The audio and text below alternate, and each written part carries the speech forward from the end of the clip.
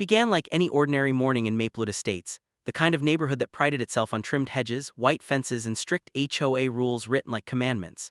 The air smelled faintly of dew and fresh-cut grass, the distant hum of sprinklers filling the silence.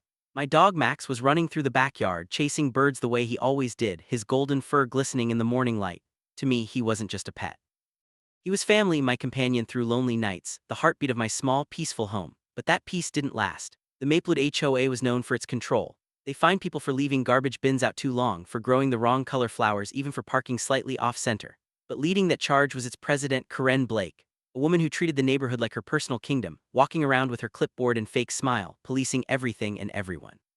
She claimed it was for community standards. Everyone knew it was about power. For months she had been after me. First, it was the color of my mailbox, too glossy, she said. Then it was my fence, which she claimed was an inch too high. And recently she'd turned her attention to Max. Dogs must be on leashes, she'd said, even when he was in my own fenced yard. She'd show up during walks, taking pictures, muttering about fines. I brushed it off at first.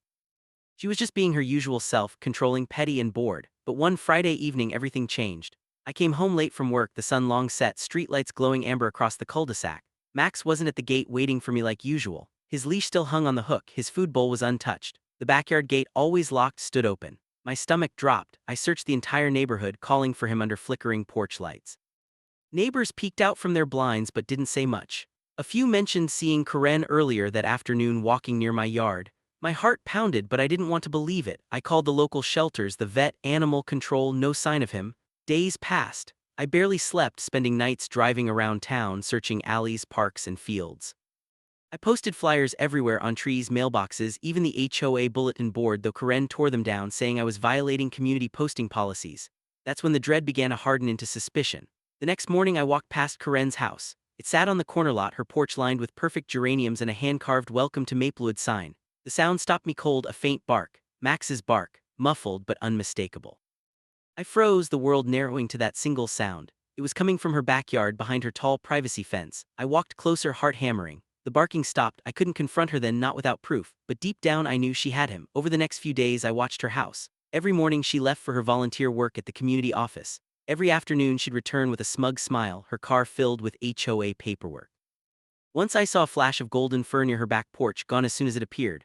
I took pictures, recorded faint barks from the sidewalk, even noted the time of day. I contacted the HOA about it, but they dismissed me. The president would never do something like that, they said. Of course, they were all in her pocket. That's when I realized this wasn't just about Max, it was about power. She thought she could take anything, do anything, and no one would stop her. But she was wrong. Late one night, under the hum of streetlights, I crept closer to her backyard fence. I could hear movement inside, the shuffle of paws on wood, a soft whine. My hands shook as I held my phone up, recording the sound. Proof. The next morning I went to the police, but they said it wasn't enough to get a warrant. I needed undeniable evidence, so I decided to get it myself. The plan came together slowly. I'd use a hidden camera disguised as a solar light, place it near her yard to capture what happened at night. For days I monitored the footage, empty lawns, rustling trees, and then finally one night there she was, Karen, walking out to her yard with a leash and a golden blur at her side, my Max. She petted him, whispered something, and led him into her house. The timestamp, the angle, the footage, it was all there, the proof I needed. But instead of relief, I felt anger, deep, burning anger. She's stolen my dog, then pretended nothing happened. She smiled in my face, reported me for violating leash laws, and called herself a pillar of the community. And now she was going to pay for it. The next morning I made my move. I called the police again, this time with the footage. They promised to look into it, but warned it could take time. I couldn't wait. Karen was smart. She'd find a way to twist the story, to destroy the evidence, to make me look like the problem. She always did. That evening, as the sun dipped below the horizon, I sat at my computer watching the footage again. The glow of the screen flickered against my face as I clicked upload. Not to the police, not to social media, but directly to someone who could make a real difference, the local news station. I wrote them an email with everything: the stolen dog, the footage, the lies, the HOA corruption. I hit send, not realizing that this single click would ignite the biggest scandal Maplewood had ever seen. By the next morning the email had been read. The reporter called me, asking for an interview, proof, context, everything. I gave them everything I had. The story was about to go public. And in that moment, for the first time since Max disappeared, I felt hope and vengeance rising in equal measure. But what I didn't know then was that exposing Karen wouldn't just destroy her reputation. It would uncover something far darker lurking beneath the shiny surface of Maplewood Estates. Karen Blake had built her reputation on a lie. That much became clear the moment I began to dig deeper. To most of Maplewood Estates, she was the golden face of order, The woman who rescued the HOA from bankruptcy, who protected property values, who hosted charity picnics and Easter egg hunts with her signature bright smile. People adored her. They saw her as a savior, but beneath that smile there was something cold, something that didn't match the image on the HOA newsletter covers. She was precise, calculating, and ruthless.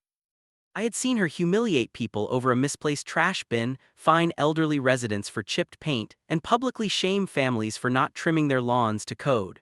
She ruled with fear disguised as neighborly concern, a dictator hiding behind flowers and bake sales. The morning after I sent the footage to the local news station, Maplewood felt unsettled. Whispers moved through the neighborhood like wind through leaves. People knew something was coming, even if they didn't know what. Karen, as usual, was out on her inspection walk, clipboard in hand, waving at residents and pretending everything was perfect. But I could see it, the tension in her shoulders, the forced smile, the way her eyes darted toward my house every few minutes. She knew, or at least she suspected. The local news team arrived that afternoon. Their van parked near the Maplewood sign at the entrance, the one Karen had proudly dedicated herself. The reporter, a young woman named Sarah, stepped out, followed by her cameraman. She looked around the pristine neighborhood with curiosity and quiet disbelief. They interviewed me in my front yard. The camera rolled as I described everything: the harassment, the fines, the missing dog, and the footage. I showed them the clip of Karen leading Max into her home. Sarah's expression hardened as she watched. She said this wasn't just a case of a stolen dog, it was a story about abuse of power, and she was right. The segment was scheduled to air the next evening during prime time. That night the neighborhood felt electric. People gathered in small groups at the end of driveways, whispering, exchanging theories. I noticed Karen standing in her doorway pretending to chat with someone on the phone. Her laughter was too loud, her posture too stiff. She knew her world was about to shift. The next day I barely left my house. My phone buzzed constantly, reporters, neighbors, even former HOA board members reaching out with stories of their own. Everyone had something to say about Karen: late fees that didn't make sense, property citations that only applied to certain residents, funds that vanished without explanation. It was as if my story had unlocked a door people had been too afraid to open. When the segment finally aired, the silence in the neighborhood was deafening. The opening shot showed Maplewood Estates, peaceful, beautiful, the kind of neighborhood that looked like it belonged on a magazine cover. Then Sarah's voice cut through the stillness, steady and sharp. A shocking discovery in one of the city's most prestigious neighborhoods. The president of the local HOA accused of stealing a resident's dog, and much more. They showed the footage I had recorded. The timestamp, the backyard, Karen's unmistakable face. There was no denying it. My heart pounded as I watched it unfold on live television. Within minutes, phones were ringing across the neighborhood. Social media exploded. Comments poured in, people demanding justice, calling Karen a monster, tagging the city's animal control and local police. But while the world outside was reacting, Karen's facade was crumbling. That evening she drove to my house. I didn't answer the door, but through the window I saw her, disheveled, furious, packing on my porch. Her lips moved rapidly, her hands shaking. The once perfect president now looked like a trapped animal. After a few tense minutes she left, peeling away in her white SUV. By the next morning the police had arrived at her door. The neighborhood watched in stunned silence as officers walked her out, not in handcuffs but under investigation. They searched her property, and sure enough, Max was there. He was scared, thinner than before, but alive. When they brought him back to me, he jumped into my arms, tail wagging, whining as if to tell me everything he'd been through. For the first time in weeks I felt whole again. But this wasn't over. The police report mentioned something strange: records of multiple pets registered under her name, none of which matched her own address. Dozens of complaints had been filed over lost pets in nearby neighborhoods over the past 2 years. The coincidences were too many. It was clear that Max wasn't the only victim. Karen, desperate to save face, tried to spin the story. She held a press conference outside her home, claiming it was all a misunderstanding, that she was keeping the dog safe from unfit conditions. The words barely left her mouth before the crowd turned against her. Residents she had once bullied began shouting, waving papers, old fines, HOA letters, evidence of her lies. The illusion shattered in real time. By evening the news had picked up more leads. The HOA funds were being audited. Thousands of dollars unaccounted for, maintenance invoices with no records, a private account linked to Karen's name. The more they uncovered, the more grotesque the truth became. But for me, the strangest part was how calm I felt watching her fall. It wasn't joy. It wasn't even satisfaction. It was clarity, the quiet realization that Maplewood had been sick for a long time, and Karen was just the symptom.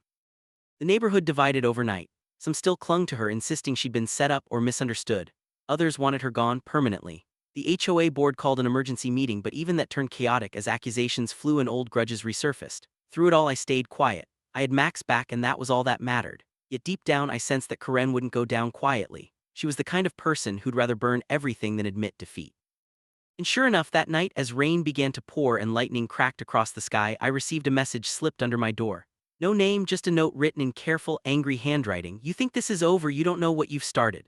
I stared at the note for a long time, the storm rumbling outside. No, it wasn't over, not yet, because exposing her had only scratched the surface. The deeper corruption in Maplewood was just beginning to rise to the surface, and I was about to find out how far Karen's influence really reached. The storm that rolled through Maplewood that night wasn't just weather, it felt like a warning. The wind howled against the windows, the rain battered the roofs, and the streets shimmered under the flicker of streetlights. Inside my house, I sat awake, staring at that note. The words were simple, but the handwriting told a story, neat, deliberate, almost rehearsed. It was Karen's. For days, I couldn't shake the unease. Even though Karen had been suspended from her HOA duties pending investigation, I saw her car driving through the neighborhood more than once. Slow, deliberate passes, headlights lingering on my house before disappearing around the corner. The neighbors pretended not to notice, but the fear was spreading. Everyone whispered, everyone watched. Maplewood was no longer the picture-perfect community it claimed to be. The local news reports had triggered more than just scandal. They had exposed a network of deceit that ran deeper than anyone expected. The HOA's finances were in chaos. Years of unexplained improvement fees, mysterious fines, and missing receipts were now under review. I received messages from people in nearby subdivisions saying they'd had similar problems, and that Karen had worked with their HOAs before moving to Maplewood. Each story was eerily alike: new rules, higher dues, and money that disappeared into thin air. It was becoming clear, this wasn't just one woman's corruption. It was a pattern. I started collecting everything I could find: old HOA newsletters, archived meeting minutes, and payment records from residents who trusted me enough to share. The deeper I dug, the uglier it became. Many payments had been funneled into something called the Community Enrichment Fund, which didn't exist in any official documentation. The signatures approving it were all identical, Karen's, copied and pasted onto multiple forms. At first I thought it was greed, but greed alone couldn't explain everything. Then I found something that chilled me to the bone: an old file buried in the HOA's cloud storage, labeled Project Harmony. It contained notes and scanned documents, proposals for beautification projects that involved relocating certain residents for non-compliance. These weren't just fines. These were deliberate attempts to push people out of their homes. Elderly homeowners, single parents, and lower-income residents had been targeted first, hit with stacked fines and false violations until they were forced to sell, and the buyers of those foreclosed homes. All connected to the same real estate developer, Blake Property Group, Karen's husband's company. The realization hit me like a punch. The stolen dog, the harassment, the fake citations, it was all part of a much bigger game. Karen wasn't just enforcing HOA rules, she was orchestrating a takeover, house by house, family by family. The morning after I discovered Project Harmony, I walked through Maplewood with new eyes. Every perfect lawn, every freshly painted fence, every identical mailbox, it was all part of her design. The entire neighborhood had become her stage, and every resident was just another piece in her power play. By now, Karen had gone quiet. Her home, once buzzing with visitors and HOA activity, looked abandoned. Curtains drawn, lights off. But sometimes at night I'd see a flicker, a lamp turning on, a shadow passing by the window. She was still there, watching. Meanwhile, the investigation deepened. The local police uncovered the missing funds, over $400,000 unaccounted for over 3 years. The city's HOA oversight department began a formal audit, and legal notices were served to several board members. But somehow, despite the mounting evidence, no one had yet arrested Karen. That's when I started receiving the emails. The first one came from an address I didn't recognize. No subject line, just a single sentence: "You're getting too close." The second came 2 days later: "You think you've exposed her, but she's not alone." Whoever sent them knew what I was doing. I had never mentioned Project Harmony publicly. Only I and the local journalist Sarah were aware of it, which meant someone inside the HOA or the investigation was still loyal to Karen. It didn't take long for the neighborhood to turn restless. People began fighting during meetings, accusing each other of betrayal. Old friendships fell apart. A few houses went up for sale overnight. Fear was replacing the illusion of order. Then one afternoon I came home to find my backyard gate open again. The same way it had been the day Max disappeared. He was safe inside this time, but the message was clear. Someone wanted me to feel helpless, to stop digging, but I couldn't, not after what I'd uncovered. With Sarah's help, I compiled all the evidence into a single dossier: financial records, fake fines, Project Harmony, even photographs of Karen meeting with developers. We planned to bring it all to the State Housing Authority. It was time to take this beyond Maplewood. Yet just when it seemed the walls were closing in on her, Karen struck back. The next morning, Maplewood woke to chaos. Flyers had been slipped under every door, printed in bold black letters: "Warning, dangerous resident in our neighborhood, do not engage." Below the headline was my name, my address, and a list of lies, claims that I had fabricated evidence, harassed the HOA, and endangered residents. It ended with a fake signature from the acting HOA board. I felt the ground shift beneath me. Overnight, neighbors who once supported me stopped talking to me. Some avoided eye contact, others crossed the street when I walked by. Karen's last weapon wasn't rules or power, it was reputation, and she was using it to turn the town against me. For the first time I considered leaving, selling my house, packing up Max, and disappearing. But then I remembered the faces of the people she'd already hurt, the elderly couple forced out of their home, the single mother fined into bankruptcy, the families who lost everything to her scheme. If I left, she would win. So instead, I doubled down. That evening I called Sarah and told her everything, every threat, every flyer, every piece of evidence. She listened in silence, then said 5 words that would change everything. Let's go live again. It wasn't just about a dog anymore, it was about every person Karen had destroyed in the name of control. And this time it wouldn't just be a story, it would be an exposure, one the entire city would see. But as we prepared to air the new report, someone else was preparing too, someone who didn't want the truth to come out. That night, as I sat reviewing documents by the glow of my computer, my light suddenly went out. The house fell into darkness. Max barked low and uneasy. Through the blinds, I saw movement in the street, a shadow watching from across the road. Then headlights flashed once, twice, and disappeared into the dark. It was her, or someone working for her. And as the power flickered back on, I realized Karen wasn't done fighting. She was just getting started. The night the power went out marked a turning point. What had started as a fight for my dog had become something much larger, a full-blown war for truth. By the time the lights flickered back on, I knew Karen wasn't going to stop. Not after years of building her empire. She had too much to lose: money, influence, and control. The next morning, the air in Maplewood felt heavy. Rainwater still clung to the curbs, and the streets were quiet, too quiet. I checked my cameras first thing, the ones I had installed after Max was taken. The footage confirmed it. At exactly 11:47 p.m., a car had stopped outside my house. The headlights flashed twice, and a tall figure stepped out. The person wore a long coat, hood pulled low, face hidden. They stood in my driveway for 30 seconds, staring straight at my front door before getting back into the car and leaving. I paused the footage on the license plate, zoomed in, but it was blurred. Someone had covered it. When I showed Sarah the clip later that morning, she didn't look surprised. "They're scared," she said quietly. "That means we're close." By then, the station had approved her plan for a follow-up segment, not just about my story, but about the corruption spanning across multiple neighborhoods.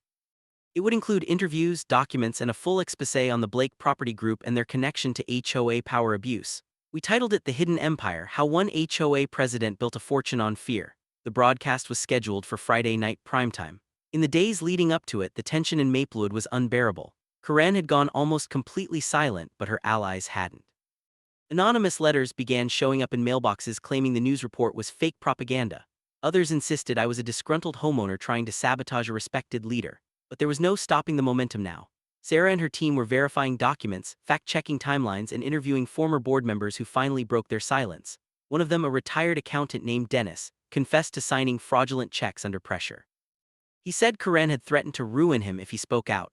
Meanwhile, the online world had exploded. The first story about my stolen dog had gone viral weeks earlier. Now conspiracy threads, local forums, and community pages were filled with speculation. People were connecting dots between HOA embezzlements across the county, all tied in some way to the same names, Karen Blake and Blake Property Group. Then came the unexpected twist. 2 days before the new broadcast, the news station's main server was hacked. Files deleted, emails scrambled, the footage of Karen's financial documents gone. It was a targeted attack. Sarah was furious, but she had backups. What the hacker didn't know was that every piece of evidence was also saved offline, printed, cataloged, and ready. Still, the warning was clear: they were trying to silence us before the truth aired. That evening, I saw Karen again. For the first time in weeks, she stepped outside her house. Her hair was disheveled, her eyes hollow. She didn't look like the composed, polished leader who once ruled over Maplewood. She looked cornered. Yet even from across the street, when our eyes met, she smirked, a small, cold curl of her lips that said one thing: "You think you've won." I didn't sleep that night. Every creak of the house made me flinch. Every passing car made Max growl. By Friday, the neighborhood was on edge. Some residents gathered in small watch parties for the broadcast, eager to see their once revered leader finally exposed. Others shut their curtains, pretending not to care. I stayed home, sitting in front of my TV, heart pounding, waiting for the clock to strike 8. The program began with the same calm narration that had started the first report. A drone shot of Maplewood Estates, beautiful, orderly, false. Then Sarah's voice. For years, Maplewood Estates was seen as the model of suburban perfection, but behind its gates lay a system built on fear, money, and manipulation. One by one, the truths came spilling out: the hidden accounts, the fake fines, the property transfers, the homeowners who had lost everything, photos of Karen shaking hands with developers, documents bearing her forged signatures, even audio from HOA meetings where she silenced dissenters. And then finally they showed the footage, the one from my security camera, of the night she stole Max. The image of her leading him away, calm and deliberate, filled the screen. The room felt still. Watching it again, I realized this wasn't just about one act of cruelty. It was symbolic: the theft of trust, the abuse of power, the arrogance of control. Within minutes of the broadcast, the phones began to ring: the station, the police department, City Hall. The evidence was too overwhelming to ignore now. But even as justice seemed inevitable, something unexpected happened. Halfway through the segment, the screen glitched, a sudden static burst cutting the sound. The broadcast feed froze for almost a full minute before resuming. Later, Sarah would confirm what I already suspected. Someone had tried to jam the signal. An inside job, but it didn't matter. The story had already aired long enough to go viral. By midnight, Karen Blake's name was trending across multiple platforms. The comments were brutal. People she once intimidated were finally speaking up. Former HOA members, homeowners, even city employees began submitting tips. It was a public reckoning, and her perfect image was crumbling faster than anyone could have imagined. The next morning, police cars surrounded her home. Cameras from multiple news stations gathered outside as officers carried out boxes of files. The neighborhood watched in stunned silence. Karen was escorted out shortly after, no longer the polished president, but a pale, defeated figure in a wrinkled suit. The flash of cameras lit up her face as she tried to hide behind her hands. It was over, or so it seemed. That night, as I sat on my porch with Max resting at my feet, I finally allowed myself to breathe. The storm had passed, the air was quiet again. For the first time in months, Maplewood looked peaceful, but peace is fragile. Around midnight, my phone buzzed with a new message, a number I didn't recognize. It contained a single video file. I hesitated before pressing play. The footage was grainy, taken from what looked like an office camera. It showed Karen sitting in a meeting room, not alone. Across from her sat two men in suits, faces partially obscured. They were signing documents, laughing. On the table between them was a folder labeled Cedar Hills Project. I froze. Cedar Hills was a neighborhood 2 towns over and one of the communities that had just appointed a new HOA president after their last one resigned under mysterious circumstances. The message beneath the video read, "She wasn't working alone." The realization hit me like a jolt. Maplewood wasn't the end. It was just one piece of a larger operation, one that stretched across multiple neighborhoods, perhaps even the entire region. The fight wasn't over. Karen had fallen, but the machine she built was still running. And whoever sent me that message wanted me to expose them next. The video changed everything. For a few short hours, I had believed the nightmare was finally over, that the broadcast, the arrests, the exposure had brought an end to Karen Blake's empire of control. But as I replayed that grainy footage again and again, the truth settled in like a slow poison. Karen wasn't the architect. She was a pawn, a face for something much larger, something deeply rooted in the very system that governed neighborhoods across the region. The folder in the video, Cedar Hills Project, was the first clue. I recognized the name immediately. Cedar Hills was a newer subdivision about 20 miles away, built by the same developer connected to Maplewood's beautification fund. Just a few months earlier, their HOA president had abruptly resigned amid rumors of internal disputes. It was all starting to form a pattern, the same playbook, repeated town after town. Karen's arrest had shaken Maplewood, but it hadn't dismantled the operation. It had only exposed one branch.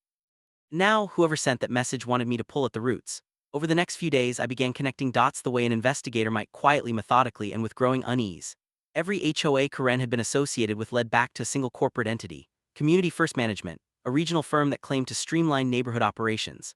On paper, it looked legitimate, but buried in its ownership records was a familiar name, Blake Property Group. Karen's husband, Michael Blake, wasn't just a developer. He was the silent partner funding the management company. And through it, he controlled dozens of HOAs across multiple towns, installing loyal presidents, rewriting bylaws, and funneling community funds into private accounts. It was a system built to appear clean, but it thrived on fear, compliance, and silence. The more I discovered, the more dangerous it felt. Sarah and her team confirmed my findings, cross-referencing property transfers, shell companies, and emails uncovered during the Maplewood investigation. The picture that emerged was staggering: an organized network worth millions, hidden behind friendly neighborhood logos and community service slogans. But as the evidence piled up, so did the threats. One morning, I found my mailbox smashed, the flyers inside shredded and soaked from rain. The next, my car tires were slashed. I filed police reports, but there were no witnesses, no fingerprints. It was intimidation, the same tactics they had used to keep people compliant, and it was working. Neighbors who had once stood by me now kept their distance. The HOA board, under temporary leadership, issued statements about moving forward and restoring peace. No one wanted more trouble, but I couldn't stop. Every night I sat in my study, documents spread across the floor, the faint hum of my computer filling the silence. Max lay beside me, sensing my unease. Outside, the street was eerily calm, too calm. Sometimes I thought I saw cars idling at the end of the block, their engines running with no headlights, watching, waiting. Then a breakthrough came from Sarah. She had traced one of the financial transfers to a private account under the name of Northgate Holdings, registered in a nearby city. The address matched a small office complex, bland, unremarkable. The kind of place no one would notice. It wasn't listed anywhere on Blake Property Group's records. It was a shell within a shell. We decided to visit it in person. The next afternoon, we drove out together. The sky was gray, the road slick from morning rain. The building sat at the edge of an industrial park, surrounded by empty lots and flickering streetlights. Inside, the lobby was deserted except for a single receptionist who barely looked up when we entered. When Sarah asked about Northgate Holdings, the woman hesitated, then claimed she'd never heard of it. But on the third floor, we found what we were looking for, a small door labeled simply Suite 307. It was locked, but through the frosted glass we could see stacks of boxes and file cabinets. Someone had been moving things fast. We left without breaking in, but we'd seen enough to confirm it. The operation was real. The question now was who else was involved.